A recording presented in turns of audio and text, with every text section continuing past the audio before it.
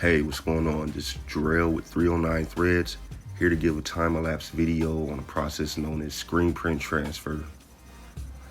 If you're unfamiliar with it, essentially what it is the traditional process of regular screen printing that you would normally do onto a shirt or a garment, but instead you're going to be using a special heat transfer paper that you would then heat press onto the shirt.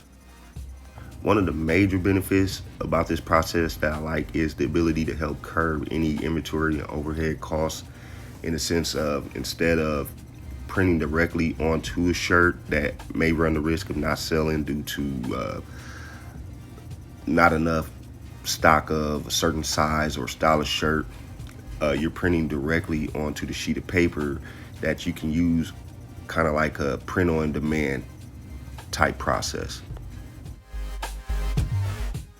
And as you see here, I have the screen already set up, getting ready to do my test print. I believe this particular design I've printed prior using a different color. So basically I'm going to do a couple of passes to make sure any residual ink or anything of that nature gets cleared out before the actual print onto the transfer paper.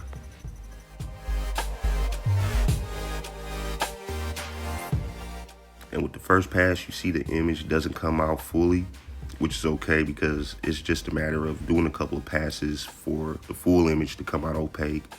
So I set it under the heat dryer for about 20 or so seconds and do a second apply. All right, so I go ahead and flood my screen, make sure the image covered, hit it with one pass, and then the second to make sure all the ink has gone through, which it does as you see. Set it under the heat dryer for another 20 seconds. This is the actual transfer paper that we're going to be pressing the image onto. All right, so once the test print is finished drying, take it off the platen, give it a quick little inspection to make sure everything looks good, because we are now ready to print onto the heat transfer paper. Get it aligned with the image to make sure that the image is fully covering the paper. Flooding the screen, and we're going to give it one solid pass. And then we're going to place it under the flash dryer for about 15 to 20 seconds. Taking the paper off to show that the image is fully cured, and we're going to go to the second step. All right, so what I have set up here is the Plastisol adhesive powder. This is the powder that we're going to use to lightly coat the screen. Notice that and make sure to try to be as gentle as I can with it. You want to do it over some type of tote or bin to catch any excess powder, because it can be hard to get out of anything it's not supposed to be on. So once we have the image fully covered, as we see right here, shake off any excess into the bin, give it a light tap. We're going to place onto the platen and under the flash dryer for about 20 seconds, where you can see the powder starting to form into a gel-like texture. And after the 20 seconds, I'm going to pull it out and make sure the powder's been fully cured, which it appears to be. So now we're ready to press onto a shirt. All right, so the shirt I'm using here is 100% cotton gilding. However, any 50-50 tri-blend polyester shirt will work just as fine.